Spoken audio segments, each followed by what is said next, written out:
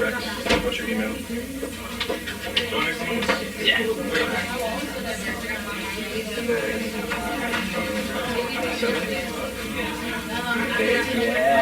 then,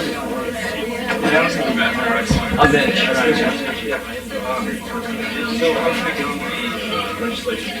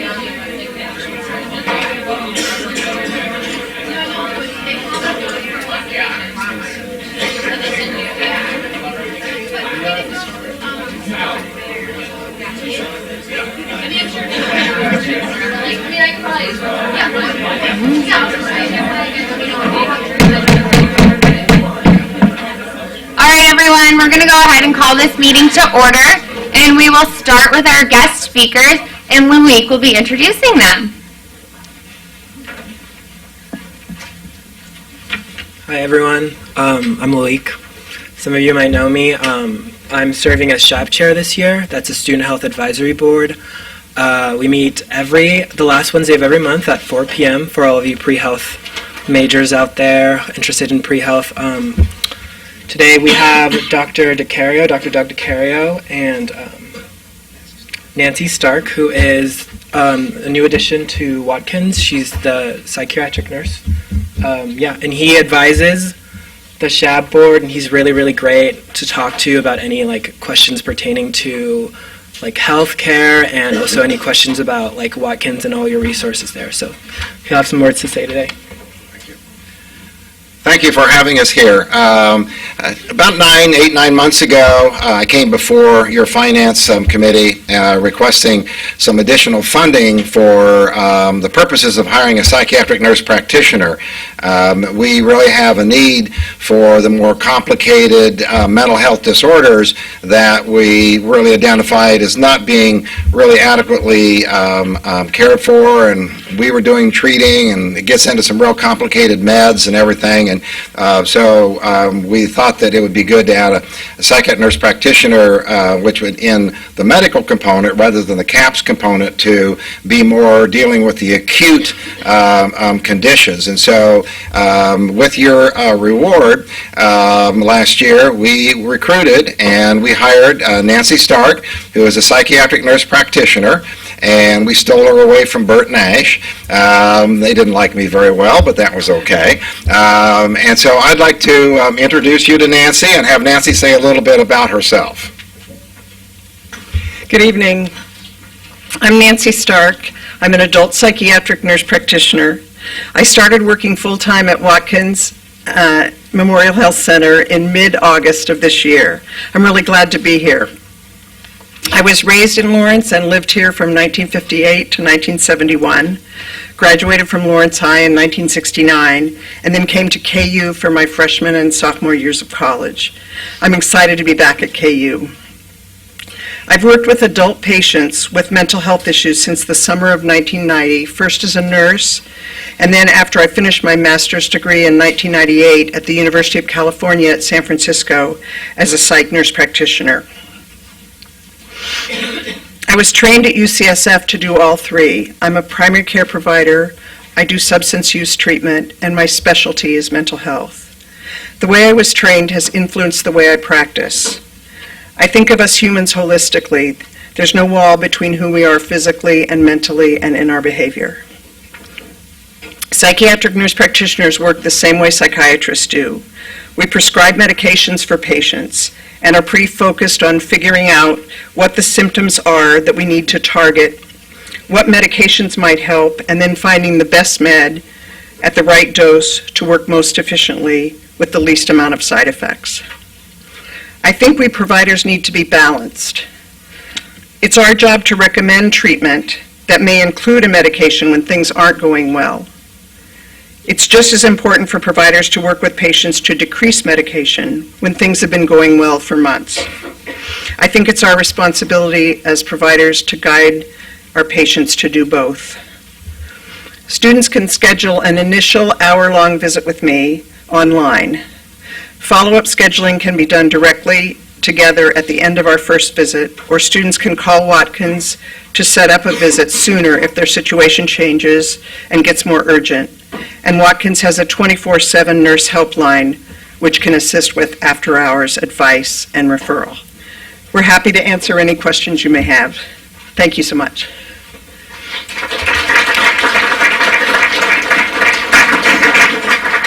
Any questions? Yes.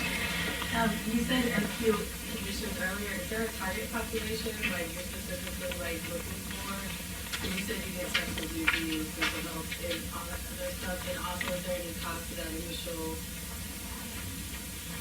session that you mentioned as well? Sorry? Is there any cost to that initial session you mentioned as well? And also, like, what is the target population that you're trying to serve on university campuses?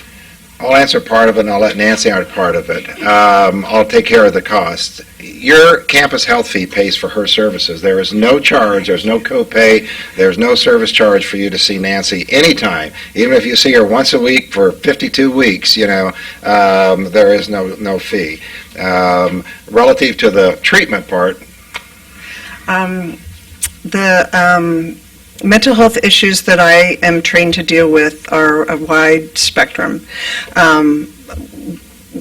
Issues of stress, sleep disturbance, anxiety, depression, and then many other mental health issues and problems that people come up with. I was just going to say, Nancy's skills also to treat conditions like bipolar disorders and manic depressive disorders, and we've developed a referral network so that she has access to getting patients in, sometimes in a much faster way than what we had in the past, a lot because of connections, so that works great. And are you able to see the patients with TMIs that you described? Yes, You are able to see people. yes. Will CAPS begin like advertising that? Because I think a lot of the student population still don't think that it's anyone. Well, let me just, Nancy's not a part of CAPS. Okay, so she's separate. She's separate. She's part of Watkins Health Services. CAPS has their own group, and they're recruiting, some additional services as well. I think one of their licensed clinical social workers just started a couple of days ago, and so they're expanding their services as well. We're working very closely with CAPS, with their psychiatrists and their psychologists as well. So it's really, even though Nancy sort of belongs to us and CAPS belongs to CAPS, we're really working together, okay? Thank you. Thanks. Other questions? Well, thank you, good luck, and have a great year, okay?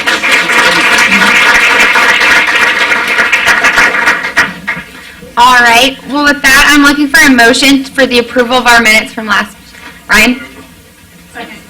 All right, all those in favor of calling the question on Cycle 2 full Senate minutes, please say aye. Aye. All those opposed, please say nay. Abstaining? All right, and this will be a clicker vote, and this will count as your attendance for tonight. All those in favor of approving last cycle's minutes, please press A. All those opposed, press B. Abstaining, C. It's loading, sorry.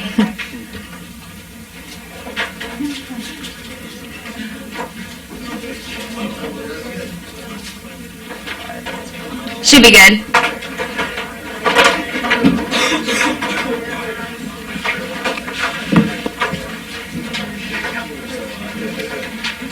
It's only 13. It's only 13. Oh. I was like, This will count as your attendance, so make sure to vote. Yeah.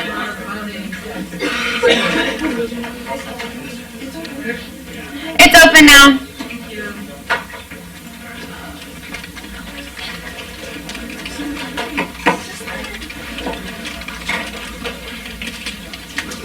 Oh, I see.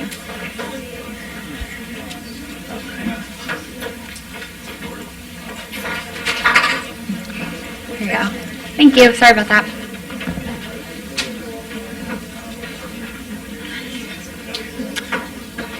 You good? All right. And with that, the minutes pass, and we will move on into Stefan's officer report. He's printing. Okay. While we're waiting, does anyone have any announcements? We can move those from the end to the top.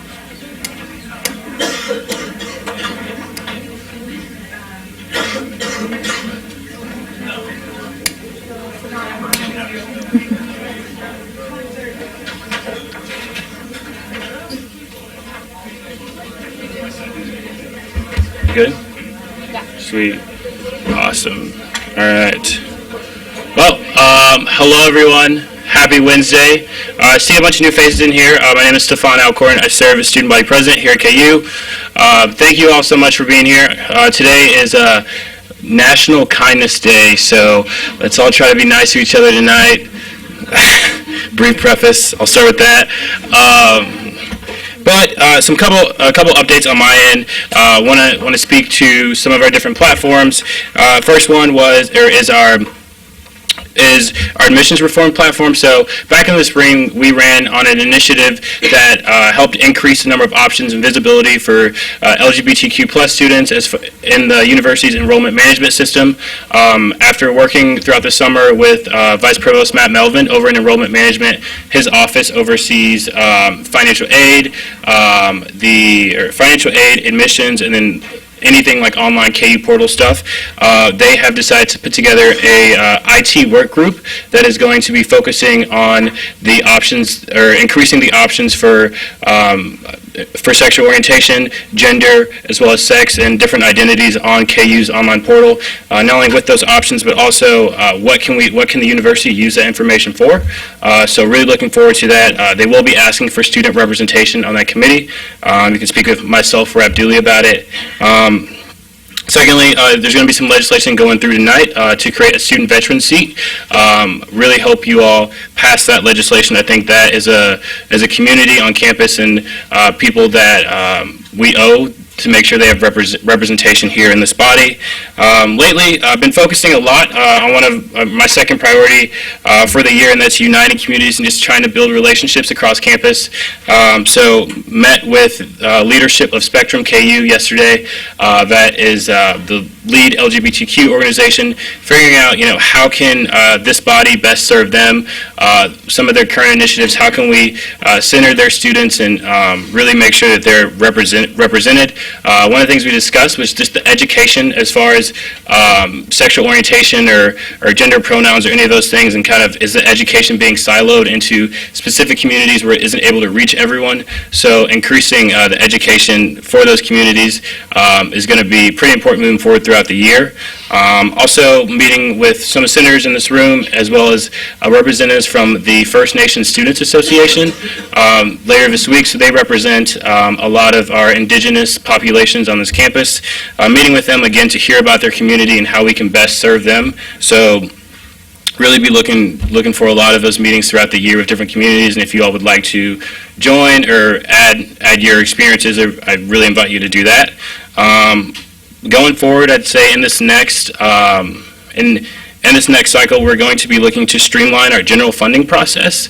So how can we make general funding, which usually is just a check in the box for a lot of groups, how can we make that process a little bit more easier and accessible to students? Going to be really relying on the insight of members of the Finance Committee, or just any senator or group or organization that's kind of gone through applying for general funding, and how can we make that easier moving forward. The next Board of Regents meeting will be October 19th, so in about 2 weeks at Fort Hays State University, where I expect or I anticipate we'll know more about the search for our next chancellor. I know a lot of students have been concerned that with the potential that the search will be closed, will there be student voice or student representation? Reached out and learned that when our chancellor was previously hired, there was student representation on that committee, not just one, but several different students. So hoping to have the same thing kind of moving forward. So that's just something to keep in the back of your mind. The climate survey. So how many people in here have taken the climate survey? Oh, wow. Okay, that's awesome. So we need a lot more people to take the climate survey, a lot more students. So from what I've heard, graduate students, kudos to you, have been doing a really great job of taking the survey. Staff and faculty have been doing a good job, but they really, really, really would like to see undergraduate students take the climate study survey. And I encourage all of you to, anyone you know, kind of, if they have time, or actually they should have time, it takes 15 minutes, and like what taking that survey does later on is really going to help move this university forward. I think the university needs data about our experiences. To know what's good, to know what's bad, to know and have those hard numbers about how things can be better here. So I really encourage you all to take the survey. I mean, it looks like everyone has, but ask your friends to take the survey as well. And, lastly, my door is always open. So anytime you're looking to do anything on campus or just want to pick my ear about anything, I'm always here. Want to help all of you in your roles as senators and make this university a better place. But Gabby, that's all I have. All right. You have 10 seconds to spare. Are there any questions for Stefan? All right, seeing none, we'll move into my Sweet. officer report. Thank you.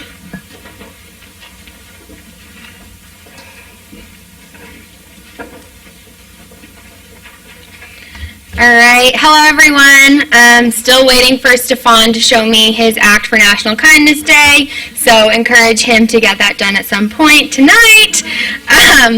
But last week in my officer report, I talked about our mental health platform and how we'd be moving ahead on that.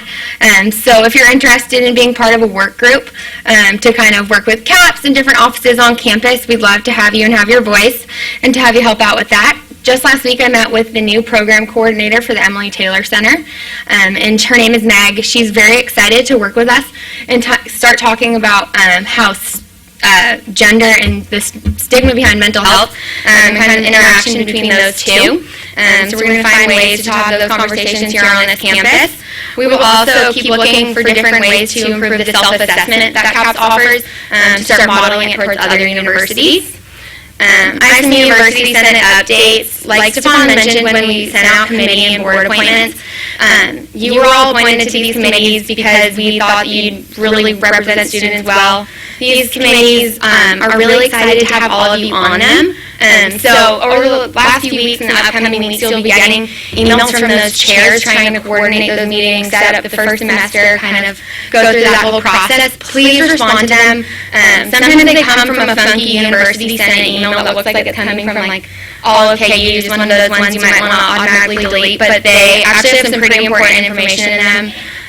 They usually contain the purpose and then all the other members, and they're also asking for you to reply and say that you received the email and with your availability. And they're trying to get those done pretty quickly. We're already approaching fall break, so please remember to respond to those. Last week, Senex passed an ad hoc committee on cost savings, so that's to look at economic inefficiencies across this campus. If you are interested in being one of the students to serve on that committee, please let me know. We are also looking for a student to sit on Staff Senate. It meets on Wednesdays at noon, and it's the third Wednesday of every month. They're in really different locations. I love hearing the Staff Senate updates. It's usually a part of this campus that you don't always get to learn much about. And they are doing some really cool things. They're also looking for people to help them with the voter registration drive. And then we also, in our last meeting, had a clarification on the policy on the policy. So there's one policy that overarches all the different policies here on this campus, and it was a little confusing. So we had the policy office come and just clarify that different offices are the owners of their own policies, and it's not the chancellor or the provost. But in that conversation, our own student code came up a few times. Over the past few months, it came to our attention that the code that we passed last April in Student Senate was changed before we all came back to school. So going throughout that whole process, we worked with Bill from Legal Services for Students and Lance Watson and the rest of the Student Affairs staff. They kind of advised us and guided us through that process. And then somewhere along the lines, there were changes made in the code in a few different areas. So we're working with the chancellor and the provost to kind of figure out the rationale behind those changes. They both acknowledge that the process needs a little bit more of a transparency between the chancellor when she approves it and then when it comes down back to us. So we're finding ways to kind of better define that process so this never happens again. Just last week, the official name of the Jan and Mackie lecture series was titled Queering Engagement, and it will be on Tuesday, October 25th at 7 p.m. in Woodruff. Connie Burke, she went to KU and she's coming back to this campus to give this lecture, so I'm really excited about that. The topic is discussing violence and activism in the LGBTQ community. So because that's a topic that most people don't talk about when they're talking about relationships and violence, she's doing a pre-session kind of workshop the night before, and in there they will all talk about what you need to know about healthy relationships in the community. They'll have a lecture on Tuesday night, and then the following morning it'll almost be like a follow-up and a brief, kind of like a debrief on everything that comes up in that Q&A. And then we'll talk about activism and supporting that community and what you all can do. I think that's really great. We kind of went back and forth on what we wanted the purpose of the follow-up session the next morning to be. And a lot of different things that happen on this campus. There's the Q&A, and the speaker answers all of your questions, and then everyone leaves, and no one really talks about it again. So we're working to change that, and we're really excited about that. And there will be more information to come. There also is a student preview party tomorrow night at the Spencer Museum of Art. They've been working really hard to get that renovation underway, and they have some exciting things. So tomorrow night from 7 to 10, it is open for just students. They're excited to have student senators be there because we help to fund some of their student positions. All right, that's all I got. Any questions? Question from Chance? Certainly. Granted. So, a couple years ago, the university did hire a consultant to come and look at how we could reduce costs. So what was Senex's justification behind having another add-on for cost reduction? So we already have PNR, which is Planning and Resources. So this committee is to look better at those charges because PNR kind of has different charges. It's almost a subgroup of that group. And it's just to look at different campuses or different places on campus broadly, just seeing where that we are maybe like duplicating services. And my second question, what were the specific benefits? Yeah, there were a few. So one had to do with jurisdiction, and that off-campus jurisdiction was a little broader than we had originally passed. There's the statute of limitations, there's the clause in the right section of mental health, and there was also the definition of the university community and what those affiliates are defined as. We talked to the provost and the chancellor, and they were able to provide a little bit of rationale behind a few of those, but they will be getting back to us in the next week or so with more rationale. Victoria? They have not set a time yet, so I think that's why, as of right now, it's probably just going to be 2 students. So we're looking to have a handful of students in case they don't meet at a time that's available for everyone. Any further questions for Gabby? Perfect. I guess I'm up now.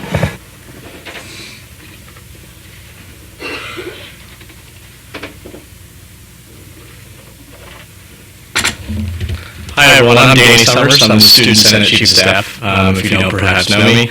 I'll try to keep this short given the general long-windedness of my recent officer reports. First and foremost, we just have a couple replacement senators to bring up here to acclimate.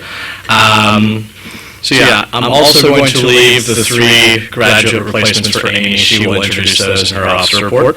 So yeah, we have a new replacement senator representing social welfare, that is Juwan Smith, and we have a new business senator, that is Vivian. So if you two want to come up real briefly, give a short little spiel on yourself, then we'll vote to acclimate.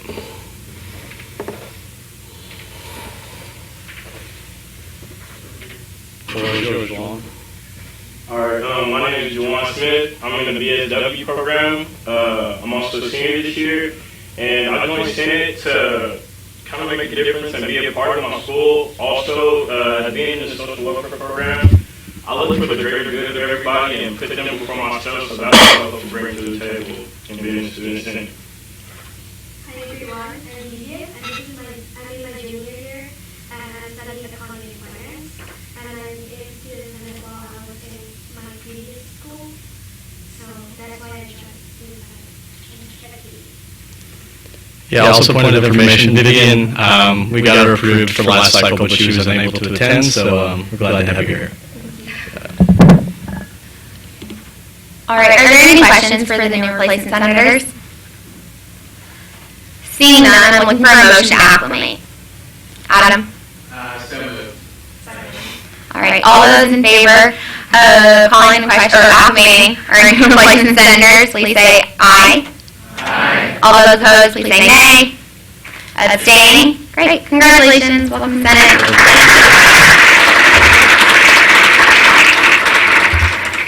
Yeah, so the rest of my report just kind of details basic housekeeping, mechanical items. I'm going to leave the rest to the rest of the officers to elaborate on those. So basically, Senator one-on-one meetings that me and Connor have been doing have been going well. This fulfills outreach requirement A, scheduling the one-on-one meeting with one of the 2 of us. Thus far, we've met with almost 30 senators. We've only been doing this for 2 weeks, so that's fantastic. If you haven't by chance filled out that doodle poll, do so as soon as possible. We're looking to get all these completed, I'd say a week and a half, 2 weeks after fall break. Yeah, and then I'm going to talk briefly on bill writing, given all the new faces in this room as we continue to acclimate replacement as spots get open. So basically, a couple reminders. Legislative deadline is Friday at 5 p.m.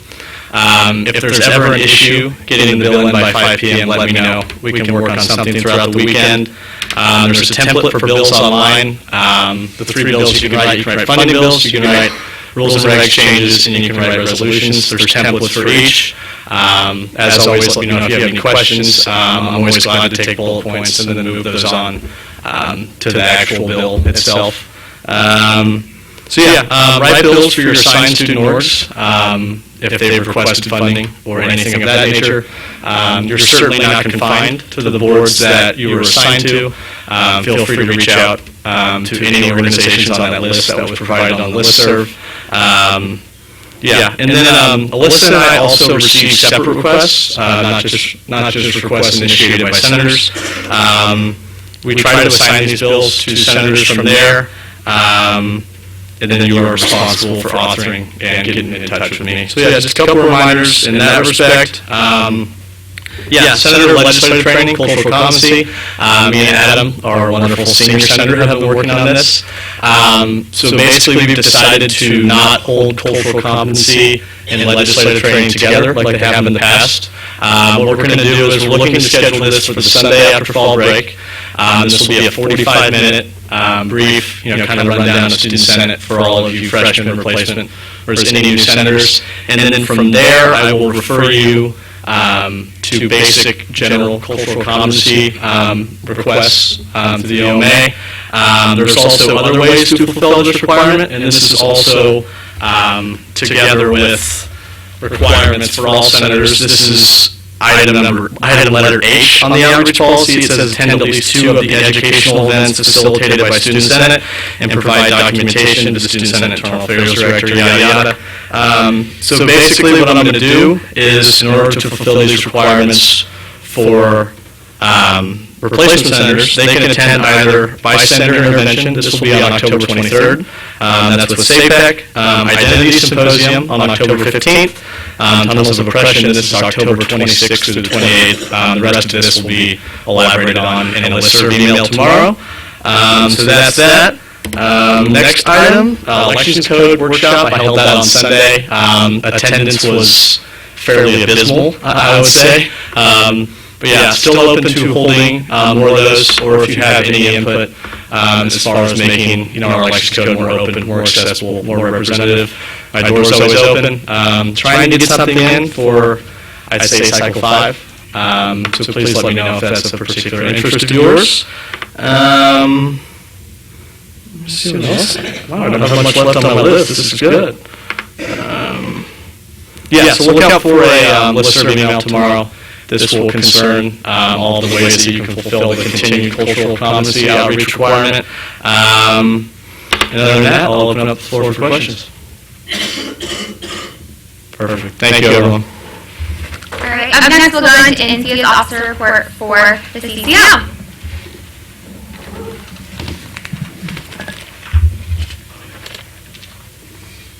Hello, as Gabby said, I'm NCO Zoofer. Probably a lot of you have never seen me before because I'm the managing director of the Center for Community Outreach. Ike Urey was actually at the last full Senate meeting. He is the executive director, and so I handle more of the interior, internal kind of stuff in the CCO, and so we'll be alternating full Senate meetings. So you can always come and talk to either of us if you have ever any questions about the CCO. But basically what we've been working on is really establishing weekly meaningful volunteering with our 12 different programs that we have as part of the CCO. So a lot of you heard about Super Service Saturday, and we were glad to see some of you there. And so our new big event that is coming up later this semester that is annual is the Milk Holiday Party. And during the Milk Holiday Party, we have about 800 kids come from the Boys and Girls Club, and we basically have some fun cookie decorating, other kind of winter-themed activities for them to do, and we have a ton of volunteers, around 200 KU students come in and help kind of facilitate that. So look out for that. Promotion for that will be starting soon, and so we'd love to see some of you volunteer. So that's a really fun activity we have coming up. Something on the staff front that we all have done is we underwent Safe Zone training, and so that is part of our initiative to make the CCO more inclusive and focusing more on social justice and making sure we're really highlighting the needs in the community that need to be met. Another thing that is pretty exciting is that we started a new position for the Into the Streets Week coordinator, and so Into the Streets Week is a week-long as you can kind of tell from the name, program we have coming up second semester, where all of our 12 programs plan either advocacy or volunteering event in the community, and it's really to encourage KU students to get out there, learn more about Lawrence, and find a cause that they're passionate about, and that's usually, we have a keynote speaker lead that off, and so look out for that. And so the End of the Streets Week director will be kind of planning that whole thing and helping our coordinators make sure they have events planned for that event. Another thing that we've been working on is really promoting the Campus Covered, which is a resource available to all KU students and is really important for all of KU leadership to know about. The Campus Covered is the KU's food pantry, and it's run by Daily Bread, which is one of the programs of the CCO. It's open every Thursday night from 4 to 7 p.m. and is open to all KU students as well as community members. And so if you ever know someone who can't afford food or anything along those lines, we really hope that you will refer them there. And that happens at the Lutheran Campus Ministry, which is right across from the Ace Minute. So it's pretty accessible, we hope, to all KU students. Lastly, we really encourage all of you, as well as your constituents, to check out our volunteer platform, volunteer.ku.edu. We have all of our weekly volunteering opportunities, as well as some of the community members' weekly volunteer needs posted on there. So again, that's volunteer.ku.edu, and all KU students are open to accessing it. It just requires a KU login, and you can see all the needs that are available for all of our programs. And anything, any sort of issue you might be interested in. So we have programs that deal with food insecurity, arts, music, education, the elderly, anything cause you might be interested in. You should check out our website and see if there's something you might want to get involved in. And our door is always open. We're exactly attached to the Senate office. Our door is usually open. Sometimes it's not because we get a little loud, but feel free to come in if you have any, if you'd like to get involved in a particular nonprofit or cause, we'd be happy to help you find a program that matches you or your constituents or a special event that might line up. Does anyone have any questions? Awesome. All right, thank you. Seeing no questions, give her a round of applause. Up next is Amy's officer report for graduate affairs.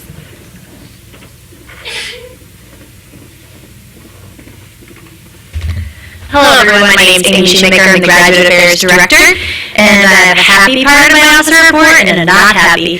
So we're going to start with happy, and so my first officer report I said that for the first time in literally years, we were going to have a full set of graduate representation in this room, and we are one step closer to that tonight. So we have 3 new additions, and 2 of those are unable to make it today. Justin Moen will be a graduate senator, and Vera Ju is going to be our international graduate senator, which means we just have 1 spot left because of resignation, and then we'll have our complete 18 graduate professional. So the one person that is here is Erica Northcutt, so if you'd like to come on up, introduce yourself, and then we can connect with me.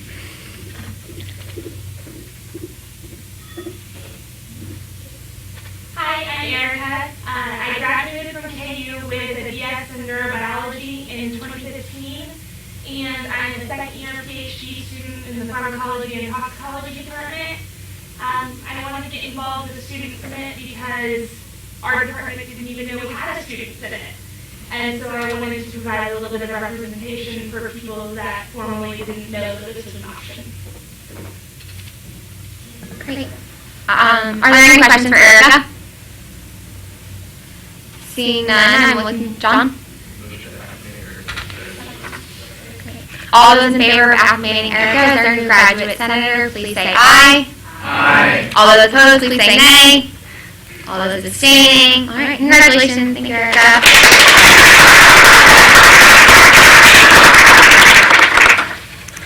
All right.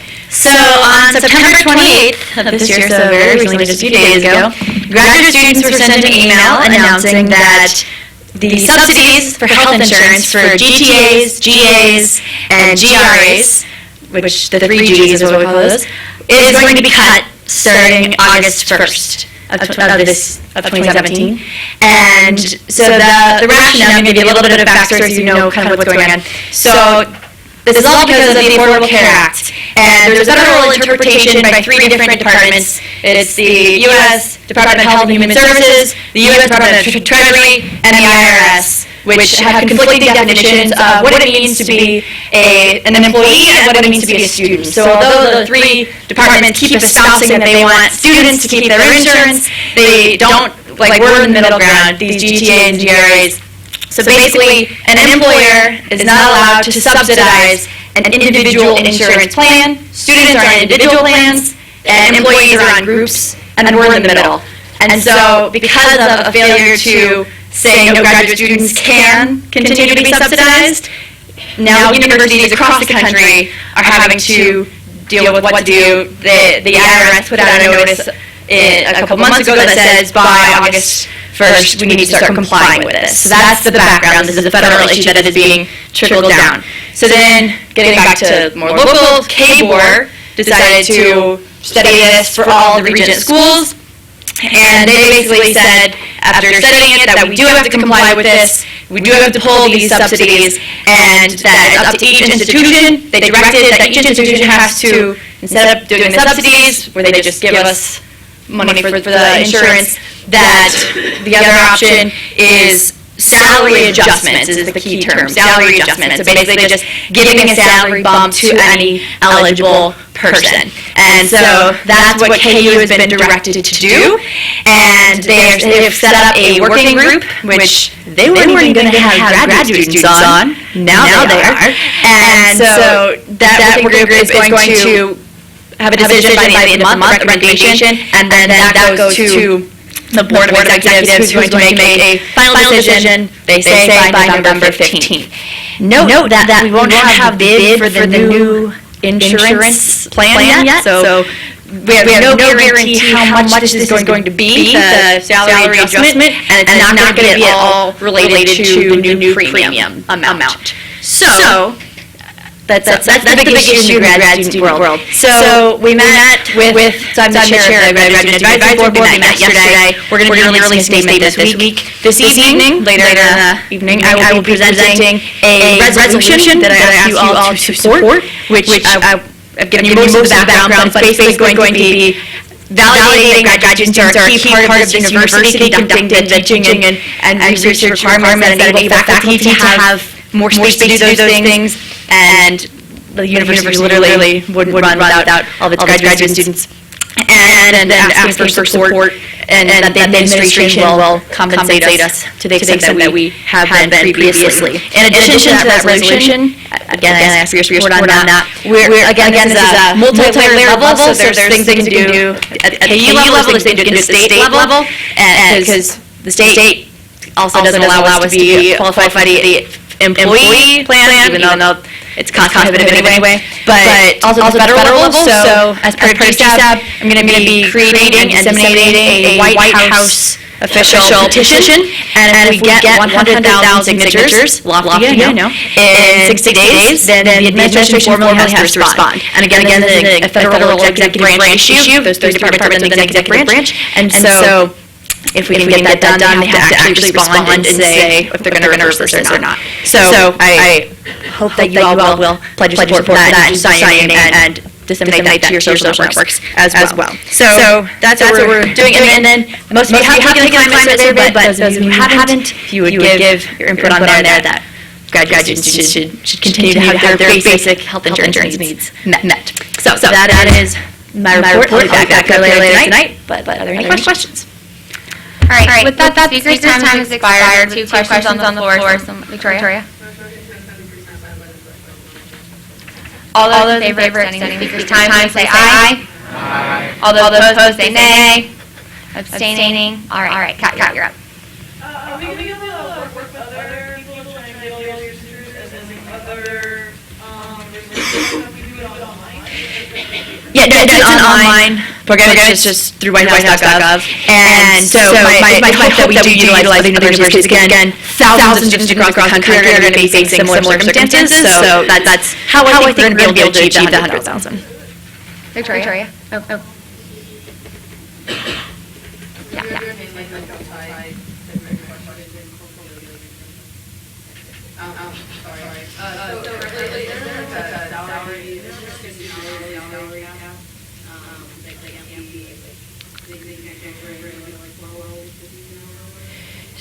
So we're not GTAs. Well, I don't know about GTAs are not. Okay, we're not hourly. So, but we are, like, for example, I work 20 hours, theoretically, for my GA ship, but within Student Senate, technically I should have been working 15, but I can only work 9, can't go over 29 to become an employee. So, like, they have caps and what we're able to do.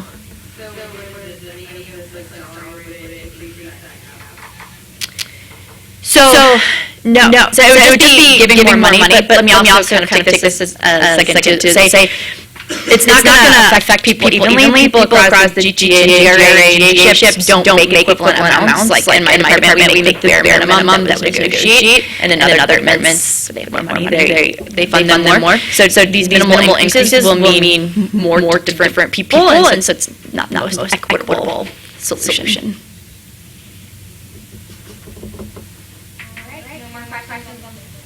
No more questions on where we'll move into Maddie's office report.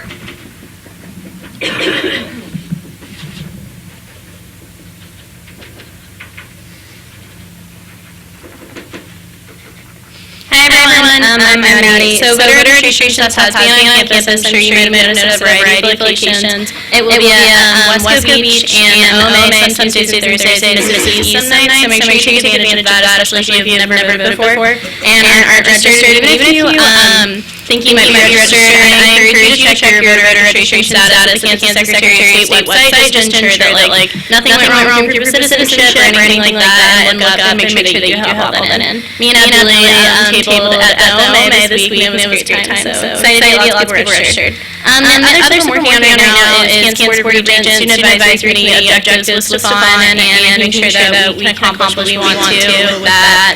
And we haven't set the next lab meeting yet, but it will be focused on planning holidays in higher ed, so make sure you're there. That's all I have. Any questions for Maddie? Brian?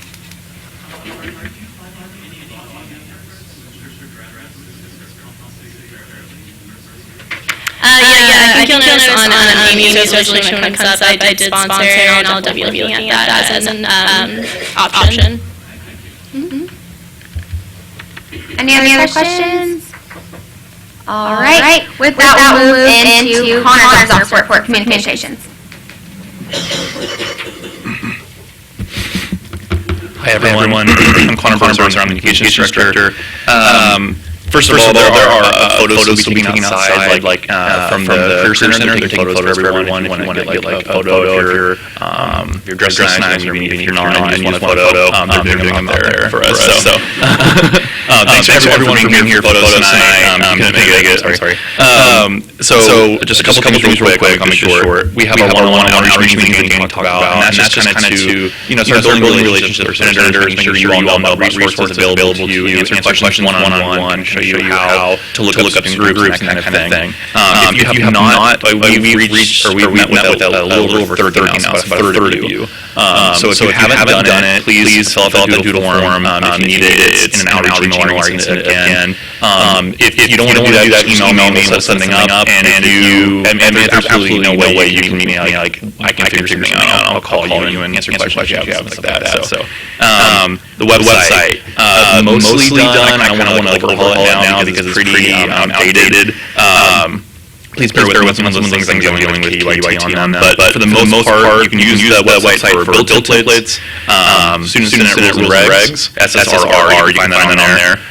Funding guidelines, our schedule for the year, and minutes voting record archives are on there as well. Also, if you want to look up Robert's Rules of Order, go to robertsrules.org. And then my last thing is I just want to make sure everyone is CCing either myself, Senate comms with 2 M's at KU.edu, or Senate internal, or you can also just CC like Danny. Whenever you're reaching out to student groups that you're assigned to, just CC us so we know that you reached out to them. And you'll be the rest of my time questions. Any questions, Connor? All right. With that, we'll move into Alyssa's office report.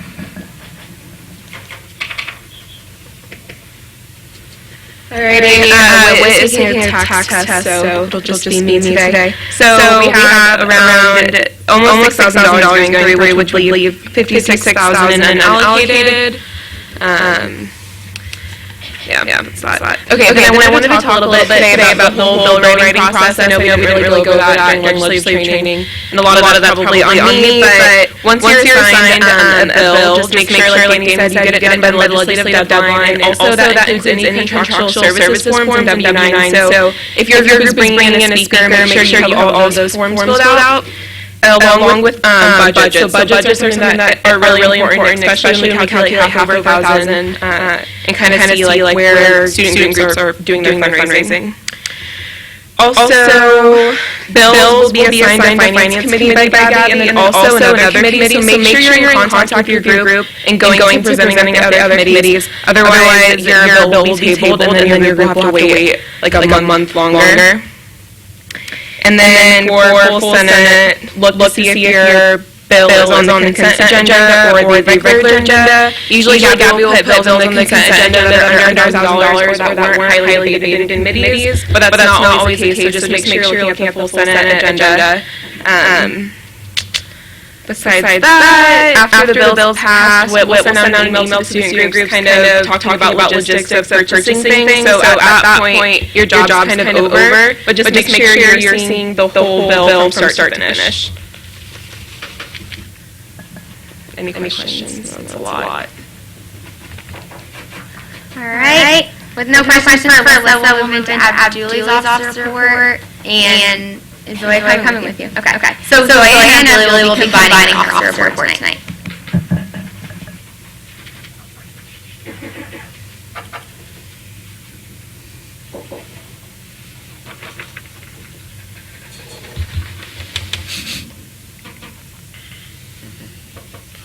Hey everyone, my name is Abdul Najai. I'm the Student Center Director of Diversity and Inclusion. My officer report will be pretty short. Last Thursday we had our first Board of Advisors meeting. We had a really good turnout. I let each group come, give out the organization, meeting times, and then issues they're having within their community, issues they're having with the university. And I feel like we had a really great discussion.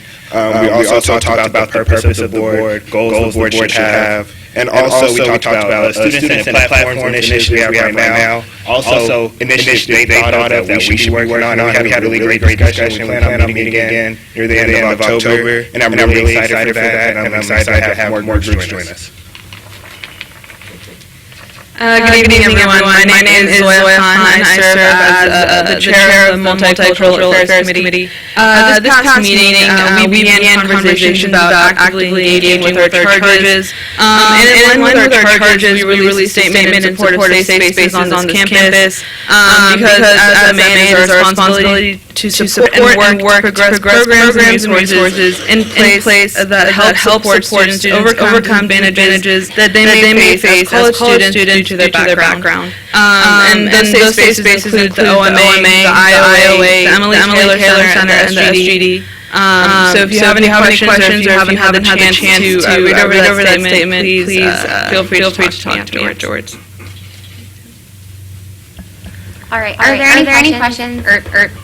Adam, sorry, you have the first question. It's just for Julie. Great. So you talked about good. Like how many boards were there, and they correlated with boards that were on the bill. Okay, I think we had about 7 orgs. Some orgs couldn't meet with that time, but I sent out the minute, and a lot of orgs back to me, and I think we'll have more orgs. And then the orgs that did come gave suggestions for more orgs that we didn't think of that would be interesting coming. So I'm really excited. Are there any other questions? Can you elaborate on that? Well, mostly we just built off. Mostly gave ideas to build off what we already had planned for Student Senate. So just ideas with outreach for the summer venture program and ideas for how to help support students with peer mentorship and things like that. Are there any other questions? All right, and with that, we have finished officer reports in under an hour.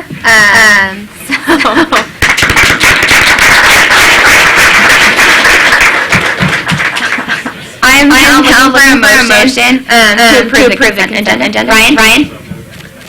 All those in favor of calling question on the consent agenda, say aye. All those opposed, say nay. Abstaining.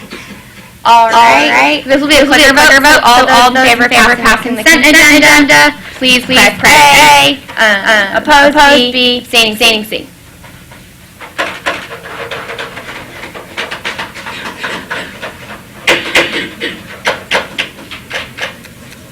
All right, and with that, the consent agenda passes. We'll move on to the regular agenda.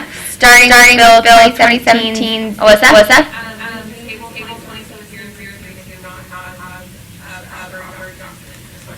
Great.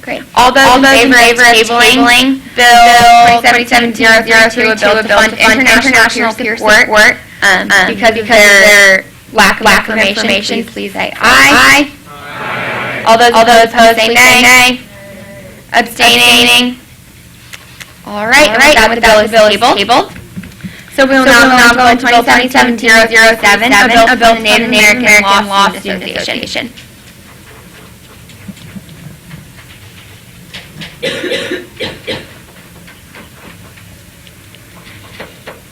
You all have 5 minutes to present for questions. Good evening, I'm John Erlich, the law school senators, and this is Andrew Kirshen, who is going to talk to you about the proposal. Thank you.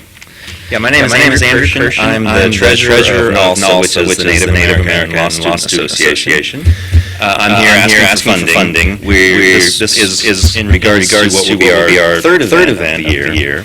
We've already had one successful event about the Dakota Access Pipeline and the Standing Rock Sioux protests that are going on, which is really interesting. Tomorrow, I'll plug in here tomorrow. There's a great talk about the beginning and the end of rape in Native America. If you want to go over and get a free lunch, interesting talk, 12:30 in Green Hall, that's the law school. But what this is about is Thursday, November 10th. We're having a man come in from Michigan State University. He's a law professor. He's also a member of the Grand Traverse Band of Ottawa Indians. He's Chief Justice for his tribe. He sits on several other tribal courts. He is quite an eminent scholar of the law, and not only that, he's a practitioner, activist. He's going to be talking about a recent Supreme Court decision and what this means for tribal sovereignty going forward. The question is really.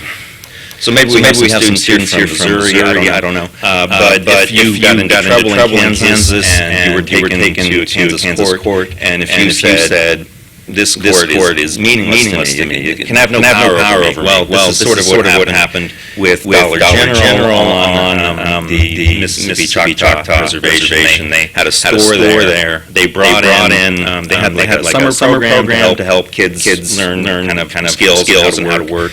And one of the people that they brought into this program was abused by a supervisor at the store. So the tribe sued the supervisor and the corporation in tribal court, and that's when the corporation said, you have no power over us, you have no power over non-Indians, you have no power over non-members. So this is an ongoing question. The Supreme Court was not able to answer the question because of the current status of the Supreme Court. But it is an ongoing question which holds not only legal interest from a sort of philosophical standpoint, but also maybe you can understand rather important practical application for Native people. So we're excited about this. He will be coming in like a Michigan State University to give a talk. We are hoping that this will be of interest to the broader university community. We are going to be reaching out to the First Nation students, as Stefan mentioned, trying to work with them. We're going to be talking with the Office of Multicultural Affairs, the Indigenous Studies program, to try to widen the audience. I get the feeling sometimes, maybe you get the feeling that law school is a little bit insulated. maybe no one in this room has ever been there besides us. I don't know. You should come check it out. It's really shabby. It's surprising. And sometimes there's free lunches and interesting talks. So that's what I'm here today, and I'd be happy to answer any questions you have. Are there any questions, speaker? Adam? All those in favor of calling the question on Bill 277007, say aye. All those opposed, say nay. Abstaining. All right, this will be a clicker vote. All those in favor, press A. Opposed, B. Abstaining, C.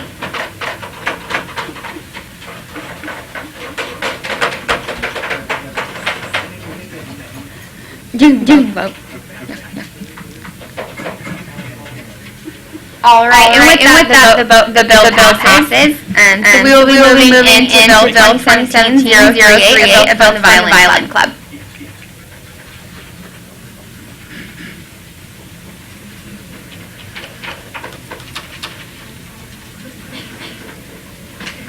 Alyssa? You were the author of this one?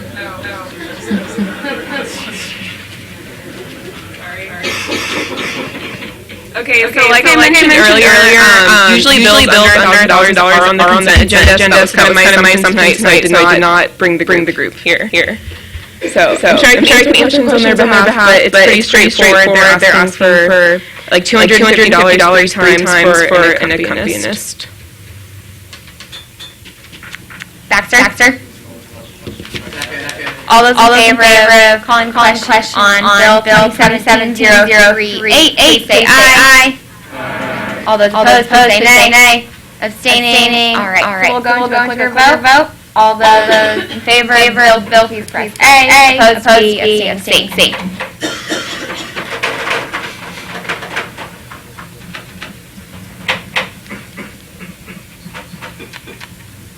All right, the bill passes. We'll move into Bill 277039, a bill to fund the National Science Community Organization, Science of the Math. Alyssa, that's you again.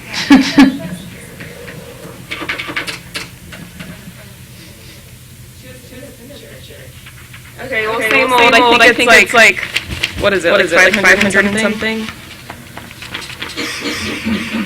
And this was heavily debated in finance, so I think you guys can finance on this one. But if you have any questions. You have a question? Yeah. They asked for, I think this might be the amended bill. Yes. But they asked for like 10 different advertising avenues, like printing, table ads, screen ads, DK ads, so we made them choose like two that they really wanted. Are there any other questions? Ryan? Second. All those in favor of calling on the bill, please say aye. All those opposed, say nay. Abstaining. All right. So it'll be a quick vote again. All those in favor, press A. Opposed, B. Abstaining, C.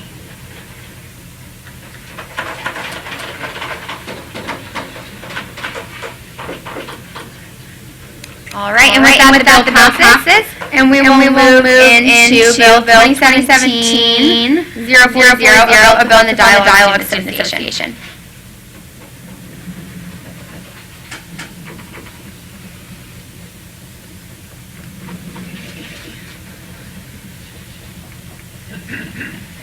Hi guys. Sorry, I wasn't close enough. My name is Elizabeth Johnson. I am a College of Broad and Sciences Senior and Junior Center. I'm representing Sophie. She cannot be here tonight to represent this bill, so I'm going to pass it off to you. And this is for the dialogue.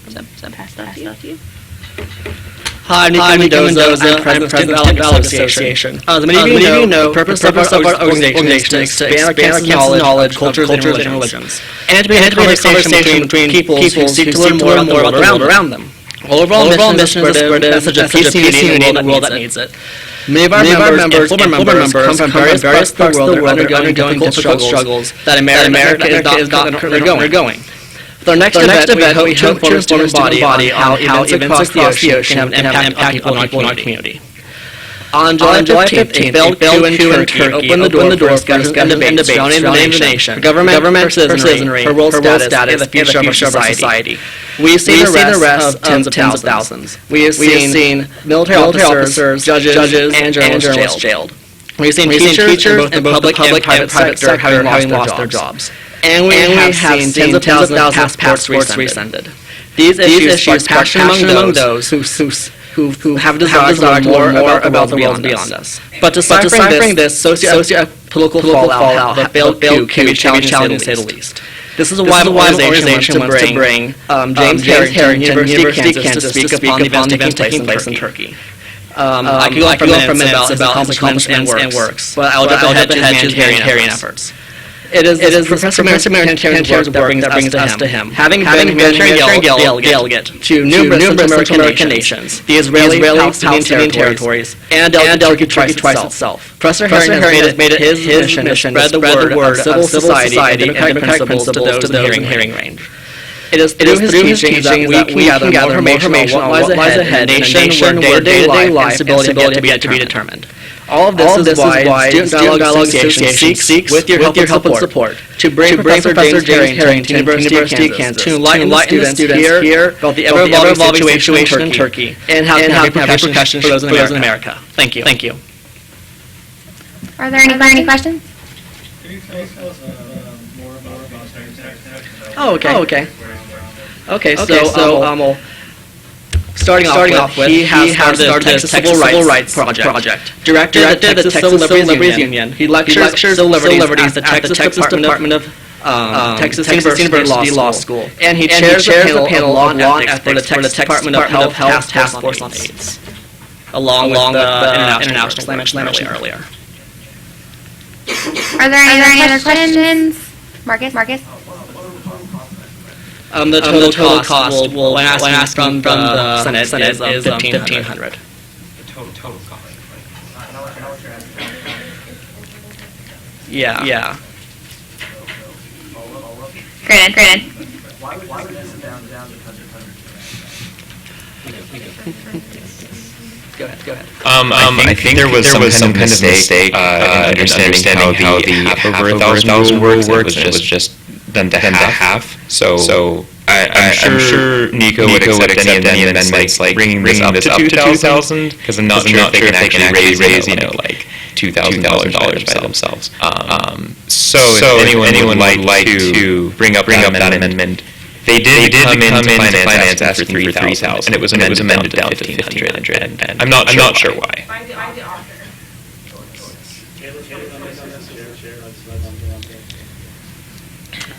Alyssa's here. She got it. Yeah, the author of the bill was no one did find anything. Yeah, Sophie. I think it was a mistake, so just an honest mistake, but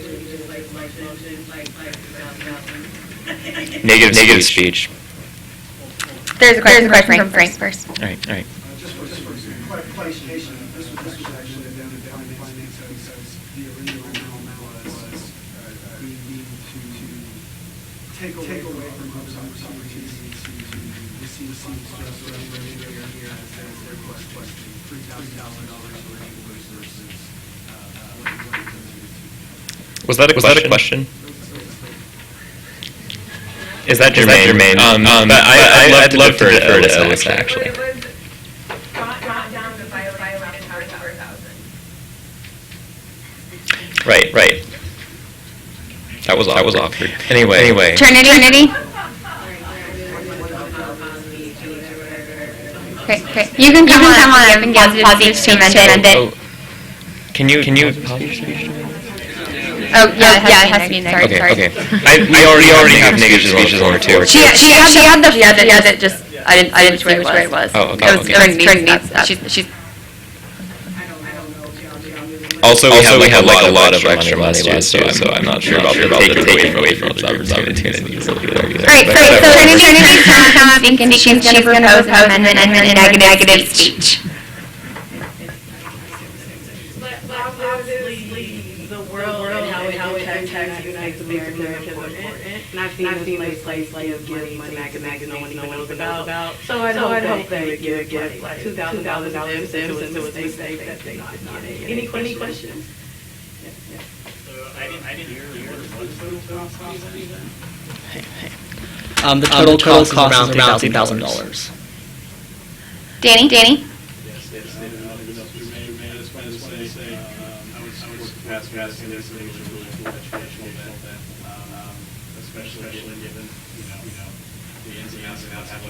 Can you frame it as a question, please? So that's positive speech. Just for clarification, this is positive speech.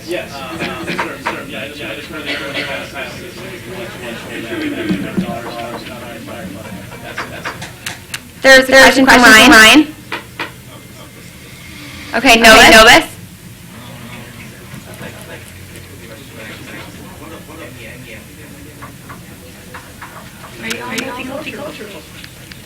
I would assume so. Multicultural list. But we have money in our secondary funding for students in it, hopefully y'all take on this cost. But yeah. We have $40,000 we can't touch reserves. Y'all have $65,000 in secondary funding. So. Can I defer? With that, speaker time has expired. Two questions on the floor. I'm looking, Marcus. All right, all those in favor of extending speaker time, please say aye. All those opposed, say nay. Abstaining. All right, first question goes to Victoria.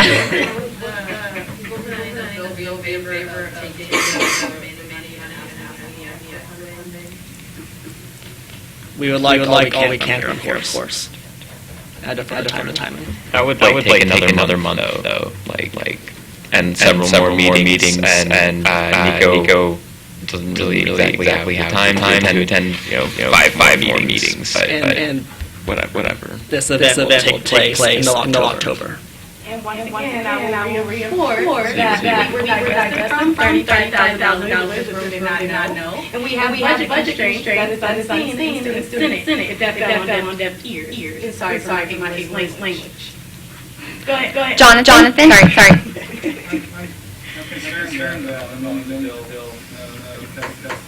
There's no itemization here. I mean, and so I'm wondering if itemized the amount here, or the amount that you're hoping to move into as you're done in final finance. Right. The original itemization. honorary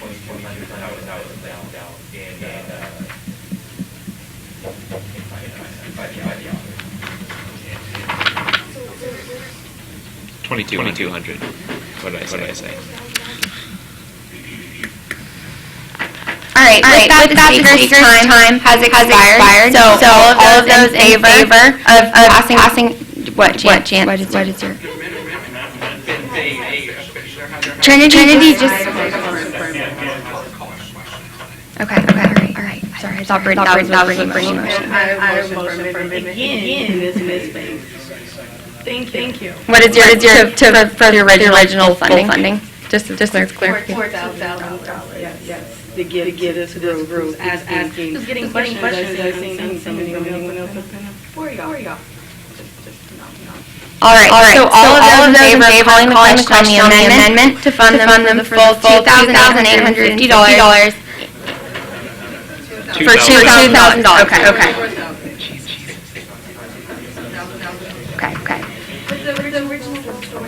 So Trinity just proposed $2,000, that's the amendment that we will be voting on. All those in favor of calling the question on funding the Dialogue Student Association with this amendment for $2,000, please say aye.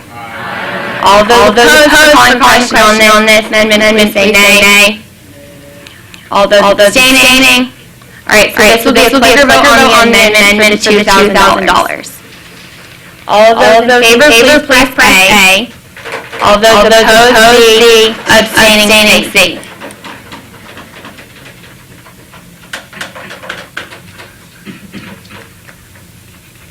All right, with that, the amendment passes. Now, Marcus. Thank you. All as amended. All those in favor of calling the question on the bill as amended, please say aye. All those opposed, please say nay. All those abstaining? All right, we'll now call the question on the bill as amended for $2,000 to fund the Dialogue Student Association. All those in favor, please press A. All those opposed, C. Abstaining, C.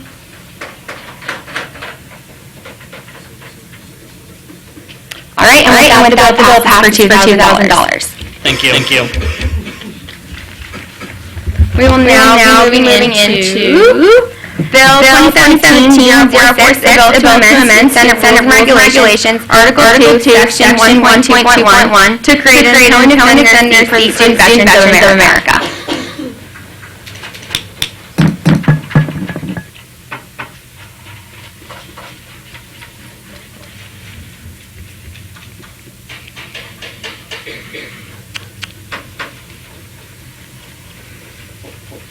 All right. Hello, everyone. I'm still Gabby. I'm Michael Duncan.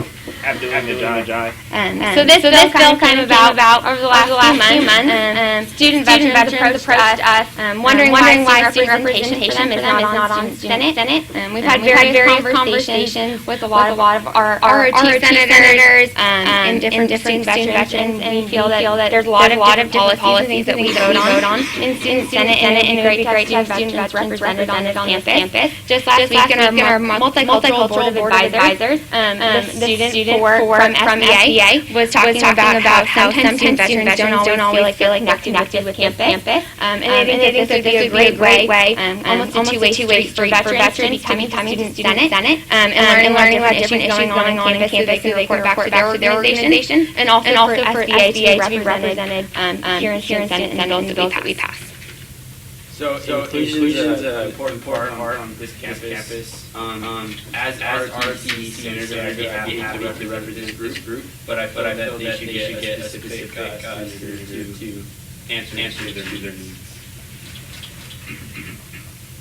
And during the board of advisors, they spoke about how a lot of veterans are non-trad, so they don't have time on campus. So this would be a great way for them to learn about what's on campus, and like issues that's found on campus. That would be really up here on our board of advisors. That everyone's talking about issues like stand with me and things like that. But the veterans didn't have any idea what was going on campus. So I think it's a great way. Are there any questions?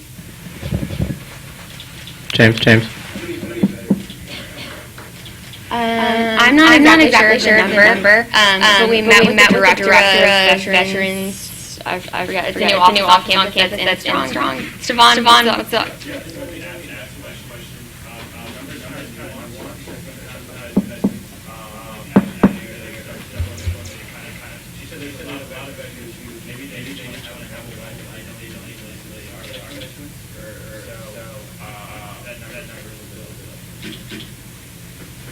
Any further questions?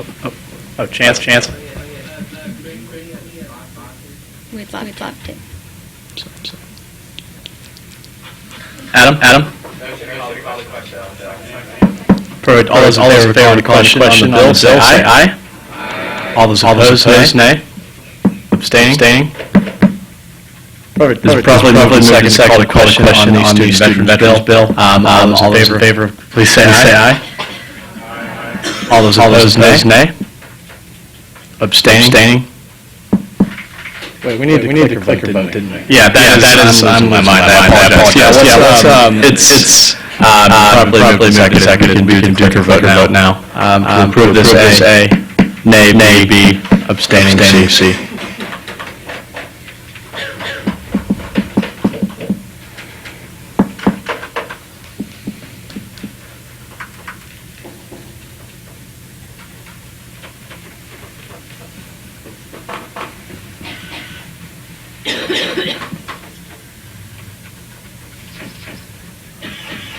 All right, bill passes 6-9 in favor, 3 opposed. Thank you. All right, we'll now move into Bill 2017-048, a bill to amend Student Senate Rules and Regulations, Appendix 1, Article 8, Section 5, sorry.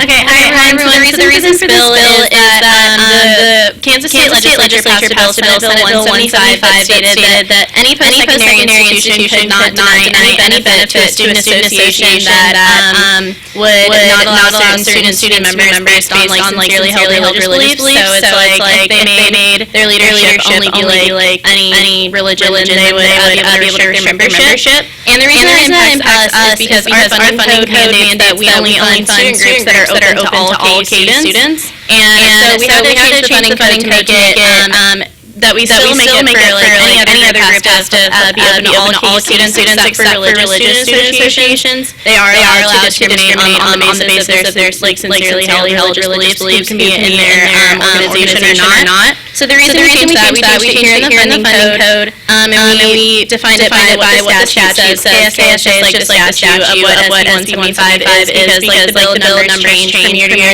making sure that like that stays the same. And then we just changed it in the fee summary. So that's all it is. Do questions, yeah. All right, Target.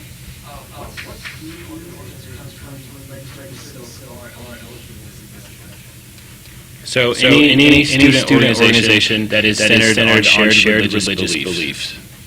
So religious student organizations, as defined in the KU policy as well as in our student center regulations. Sorry? Would it be like a crew? What is that? It's one of the Christian. Just yeah. There's a variety of religious student associations on campus, so they would qualify for all the same benefits as any other group open to all students.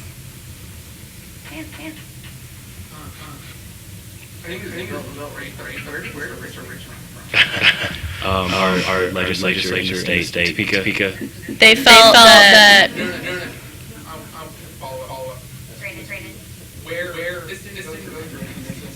Oh, I'm sorry. It didn't go through committees because I'm sorry. This bill went through SUDEX on Monday. SUDEX passed this bill, waiting on clarification from General Counsel as to what kind of language we can use to adhere to the discrepancy or adhere to this law and kind of fix the discrepancy. Yeah. We approved it as the chair. I just tried to just focus on this fairly extensively. Like the rest of the they want something. Next, Trinity.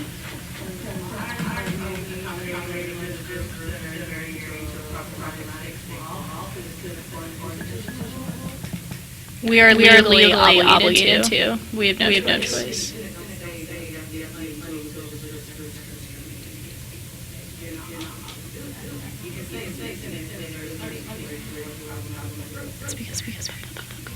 We have public funds is the problem. Like our money also runs through the state legislature, the way the funds are allocated. So like, right. Basically, yeah. No choice. It's yeah. Granted.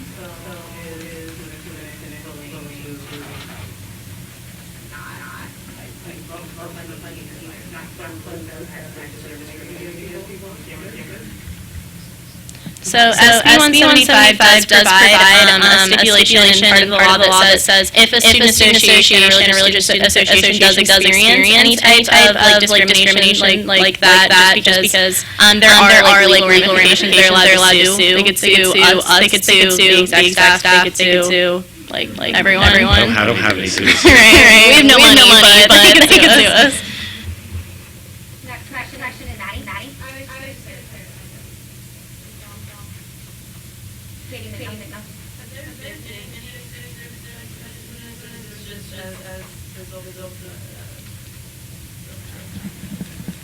So, I'd say kind of a twofold on both of those. This is a result of the bill passing, and there are certain groups that have shown interest. This has been because this has been picked up. There are definitely groups that would adhere to this. All right, the next question is Keller. I just wanted to clarify an issue of access. So like mandated to give money, or is it just we no longer deny based on their status? It's the second, so it's just that we can't like deny it based on like their status that they like restrict membership based on religion. Brandon.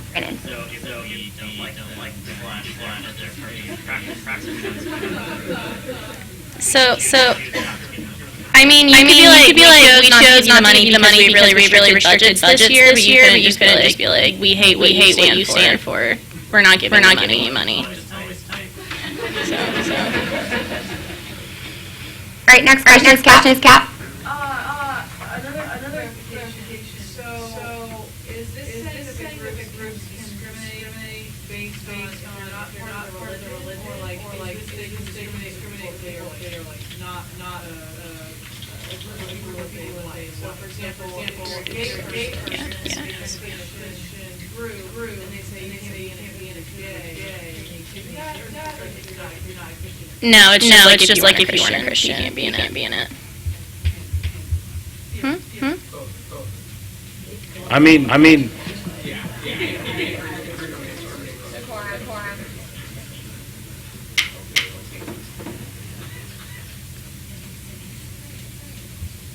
All right, and with that, the speaker's time has expired with 1, 2, 3 questions on the floor. Ryan? All those in favor of extending his time by 3 questions, please say aye. All those opposed, please say nay. Abstaining? All right. The next question goes to Marcus. Granted. Let's say there was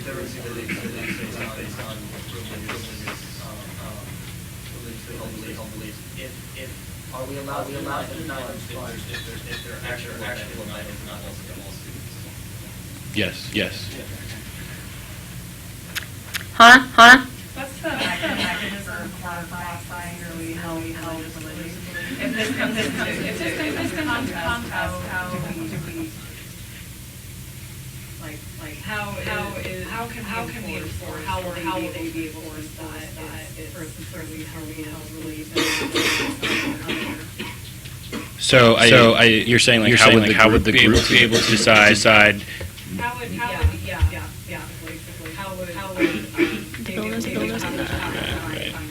So the deal is like SB 175 doesn't like define what like sincerely held beliefs are.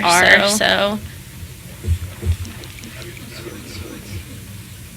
pretty much the courts would decide that if it came to that. All right, and the last question on the floor, Kate. Is this only have religious based Yes.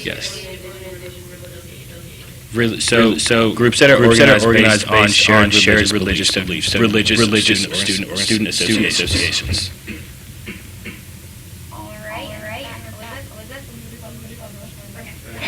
All those in favor of calling the question on the bill, please say aye. All those opposed, please say nay. Abstaining. All right. Properly moved and seconded. We'll do a clicker vote. All those in favor, please A. Opposed, B. Abstaining, C.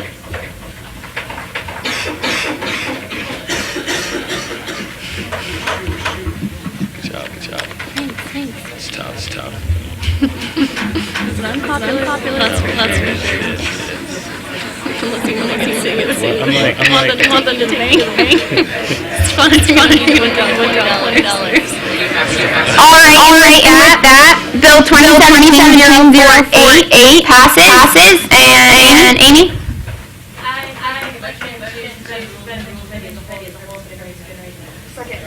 All right, all those in favor of moving committee as a whole for the purpose of forming legislation, please say aye. All those opposed, please say nay. Abstaining. All right. We're officially as a whole. The purpose of this is to be able to draft legislation without having to wait until the next cycle. The way.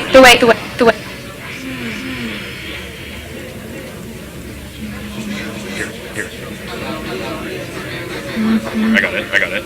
Just gotta try. No. Sure.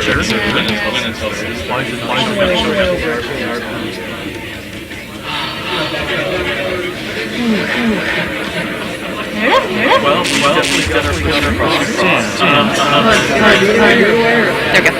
we go. All right. I have a few paper copies if anybody would like a copy.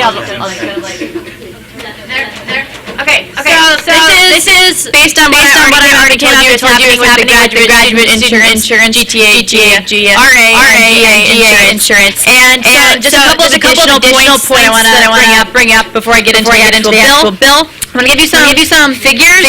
So the actual number that this would be increasing by. So this year, the premium after the subsidy that I'm referencing is 75% coverage. That's the subsidy we've been given.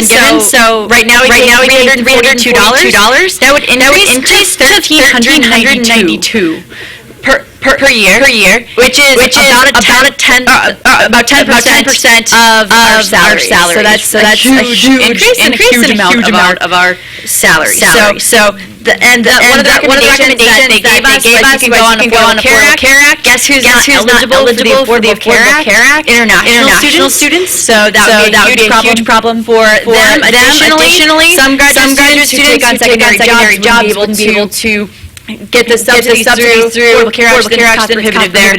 So the alternative they're giving us isn't really viable as well. The second set of facts and figures that I want to give you is the amount of people that would be affected. So the people eligible for this are GTAs, GAs, and the administration has approximately 1,500 of those this year. Of that, over 1,000 take advantage.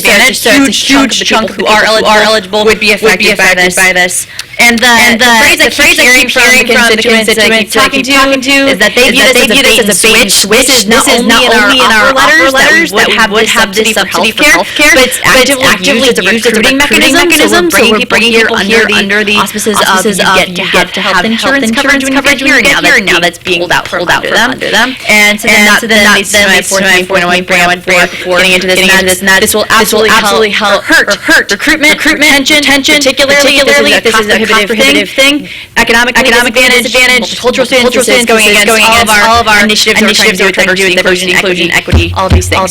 So getting into the actual resolution here, pull in a lot of the students and rules and regs, the bold aspiration things, which say we want to support doctoral students. We want them to do good research for us, and then we don't necessarily and teach well and do all these things, and we're not willing to provide basic things. So getting here into access to affordable quality healthcare is a fundamental necessity.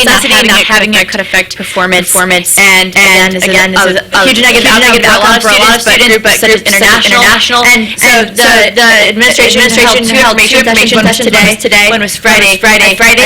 Somebody brought up the question of what about international students, and from what I hear was that today they just gave blank stares. They have no idea how this is going to affect international students, how they're going to be able to help them, and as a condition for most international students to get their visa, they have to have insurance. So it's not even a possibility. And again, they get the Affordable Care Act coverage. Okay, so international students, spouses, dependents, low socioeconomic statuses, and/or if they have medication. I've heard from several students who take coffee medications as well, and this would just ruin their budget. And so I know several students who are considering actively going to other schools in light of this. So the be resolved parts here. So we are going to acknowledge graduate students play a huge role, crucial to the university, and support in strongest terms graduate students, and urge the administration to develop a plan for and commit funds to a solution by November 2016, the deadline that they gave, that provide financial assistance at a level comparable to the subsidies that we receive. So again, from what I'm hearing, they are saying we'll give you money. Still a little. Not fully convinced that that's the case, but we also don't know the level of funding. So this is saying we want it to remain as comparable as possible. Secondly, again, this is an issue at the federal level as well. The second further be it resolved says that as a flagship university, you can't just send a top-tier research institution as an R1. We're sending a message to the federal legislatures, the federal executive branch, and those three departments, IRS, labor and human services, that they should extend a final interpretation that enables us to be subsidized by our employer and got a lot of people that we're going to send this to. So I guess I'll open myself up for questions unless you guys want to add anything. But I will say, if anybody wants to be friendly Dawn as a sponsor, or add somebody to whom this should be sent, we just like to me after something. We don't spend a lot of time on that. Just as a clarification, it'll be Bill 2017-001 because it's a resolution.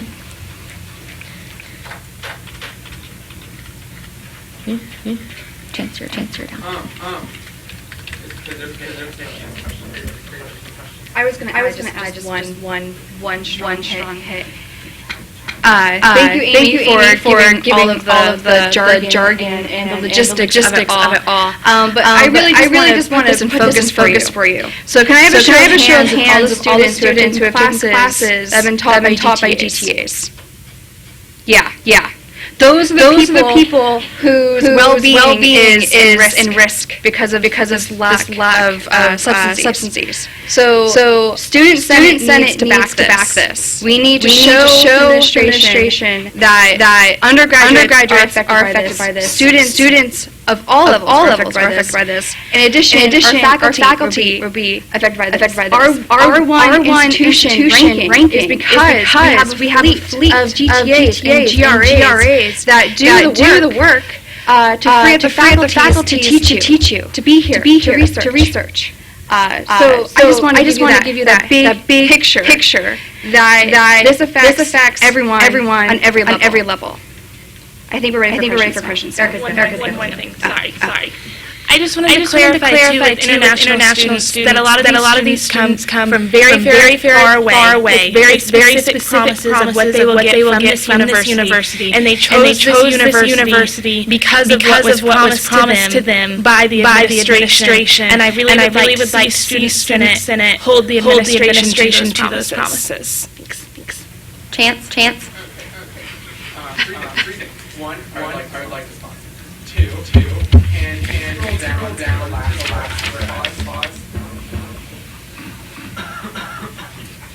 So under that, can you say is based on conflicting federal interpretation? And then my third thing is, do we send this to White House Council? Because if we look at the government perspective, this is a really easy fix. President just has to make sure White House Council has to issue an executive clarify the interpretation. So if we make it clear these federal interpretation, then it's the White House. So I don't know anything, but that might go closer to your. So I just want to add that the administration has known that this was coming. The initial ruling was made a little bit over a year ago. Pretty much all the universities in the U.S. sort of took a step back and were like, whoa, let's try to change this. One university did not, the University of Missouri, which I don't know if you heard about what happened with graduate student health insurance subsidies over there. It's kind of a mess. But what prompted this decision is that a final decision was rendered by the U.S. Department of Labor. You can look it up. It is Technical Release 2016-01 that specifically states that all universities in the U.S. cannot subsidize graduate student health insurance. And I got the impression that the administration and the university is trying to get this changed, but they if you read behind the lines, aren't very optimistic. And so they're trying to plan now for what may or may not happen in August. I believe it will happen in August. That will not be overturned. But I just want to say that a great deal has been done, and I'm not sure if there's much more that can be done.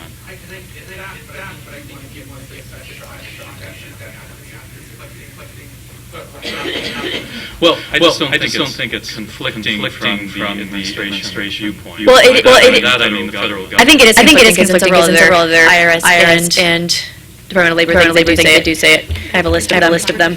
Yeah, they define it differently in lots of different places when it's convenient. So there are conflicting definitions of us. So I can add conflicting for sure. Oh, sorry. Can I just clarify fast on Mizzou in case I assume most of you don't know what happened there. So this polling of subsidies, Mizzou did last year in August, the day before they did it. So we're getting a lot of notice. Relatively. They got it one day before, and then they switched a week later because all the graduate students go on strike. And so that is always an option.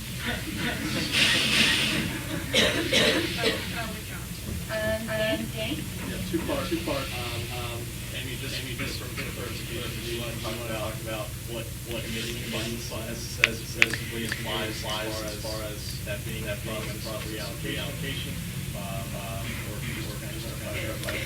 Sure. So the university obviously already gives us money. They subsidize right now. So there already are funds allocated to this. But so the like I said, they're talking right now about giving us a salary increase. So like I said, it's not much that will be. So they could the funds that they're giving now and just like go that across the board. We'd be giving it to more students because give it to everybody eligible, not just those who elect to take it. So it would be much smaller per person. And so the administration thus far said they don't know where it's going to come from, so that's going to be the job of the working group, and that's why they have somebody from the budget on the working group. The working group's only like 7 people, but they're going to have people on there to where in the budget that can be pulled from. Second part of my question, we also speak on the additional advocacy that around this during petition that other institutions have undertaken that the White House can act on.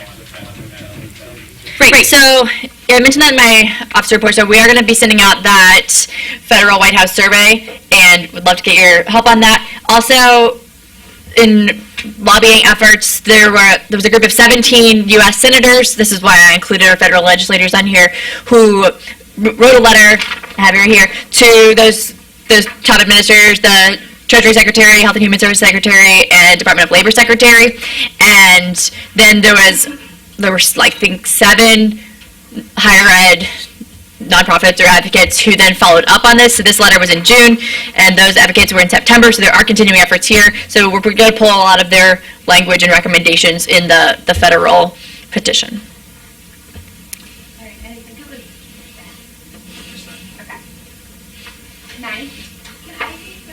Yep. Trinity? What are other universities, how are they responding to this federal interpretation?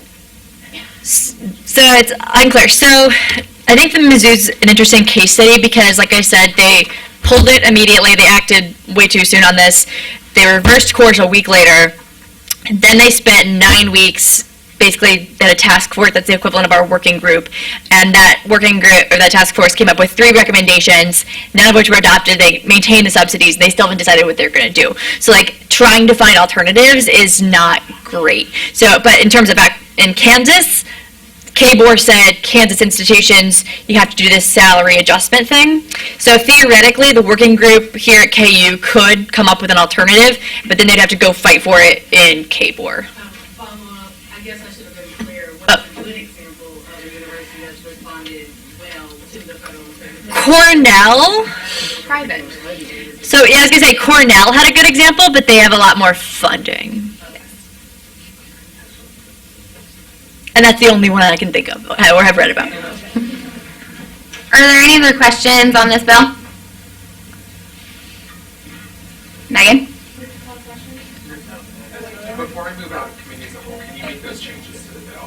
Yep. You need to move out of committee. Yeah. Okay. She called a question. No, she stopped her from doing it. Sorry. And then at White House, Interpretations of that private, okay.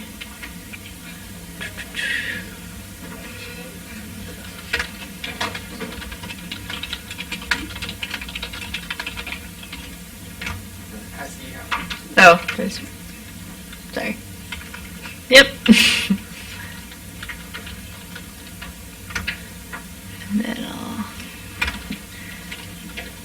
Okay, are there any other things as I'm typing? Maddie Carter has that. I'm going to spell your name wrong, Chance. Wait, what? M-A-G-I-N-N-E-S-S. Are you just a regular? What's your thing? What kind of senator are you?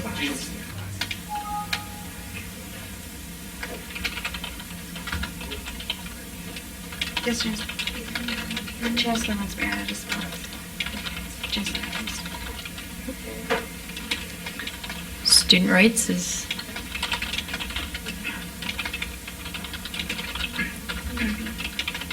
Who else? All right, there's a lot of people that want to be sponsors. Okay, sign up with me afterwards and I'll add you. All right, so at this time, I'm looking for a motion to move out of committee as a whole. Adam Steinhilber. Motion to move out of committee as a whole with the generated piece of legislation. All those in favor, please say aye. All those opposed, please say nay. Abstaining. All right. We are now, I'm now looking for a motion to call the question on Resolution 2017-0301. Chance? Second.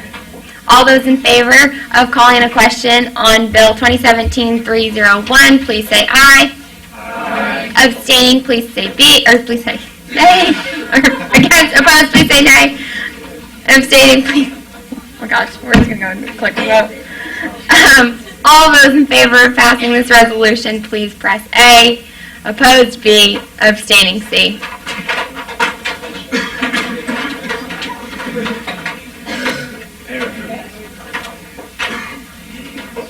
All right, and with that, the resolution passes. Maddie? Move to suspend the rules and move into committee as a whole. All those in favor of moving into committee as a whole again, please say aye. Aye. All opposed? Abstaining, sorry. All right, Maddie and Julie?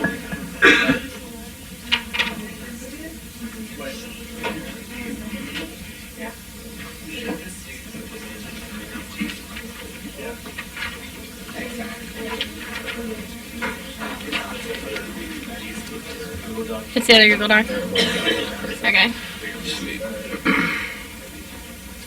Sweet. Did you make you told them to pass it back? Yeah, great. Perfect. Go ahead and educate Trinity. How should we do this? Like this? No, that looks bad. Just, yeah. Educate. And we'll just scroll when we need to. Yeah. You're what? You can talk about the DEI. Yeah, you I'll just talk about the city of Lawrence stuff, yeah. I'm not talking about DEI. Okay, I think we're good. Yeah. Go ahead. Okay, guys, I know you're eager to get out of here, but this is a resolution that's very important to a specific population on campus, which is the Native, Indigenous, Sovereign Nation population.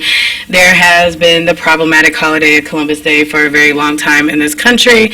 This is a resolution that the University of Kansas and the city as a whole change it to Indigenous Day.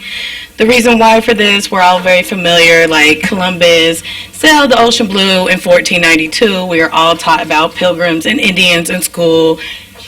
If you got to college and know that story is not a lie, I apologize, it is. Columbus was a colonizer who was responsible for the genocide of Native Americans. He also was the person that spearheaded the transatlantic slave trade, if you didn't know that as well. And he did this under the guise of being a benevolent father bringing Christianity. So for that fact alone, we had hoped that you support this bill, and I'll let the other people say more.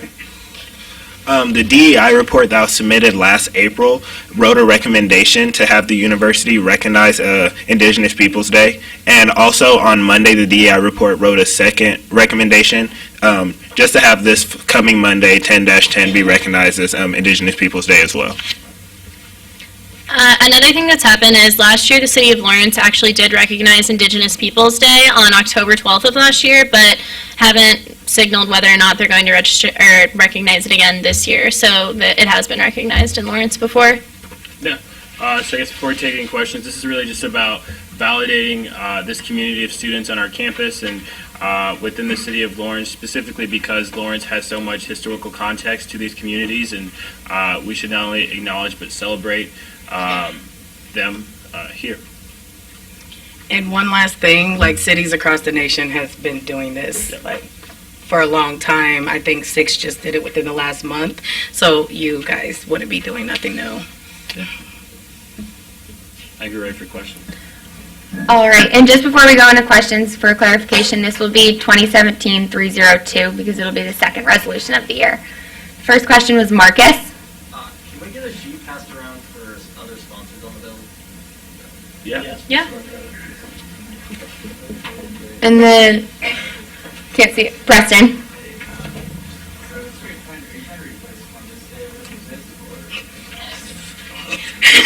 Yes, that is the goal, is to call it Indigenous People Day instead of Columbus Day, which would be like idolizing a colonizer. Danny? Oh, shit. Actually, point of difference, this is kind of separate. I just wanted to clarify for new senators what joining the committee as a whole indicates. So basically, yeah, it is a fundamental right of a deliberative assembly to hear questions that are pertinent, that are timely. And so basically, committee as a whole, you suspend a rule related to standing committees as to what bills were previously referred to it, and then you join the committee as a whole to generate this legislation that originate here today. So if anyone has any questions on that, sorry to interrupt, just wanted to clarify. No, good. And I may kind of add, this is really not about Christopher Columbus. It's more so acknowledging and celebrating these students in this community that is very much so around us and has been ignored for many, many years. Novus?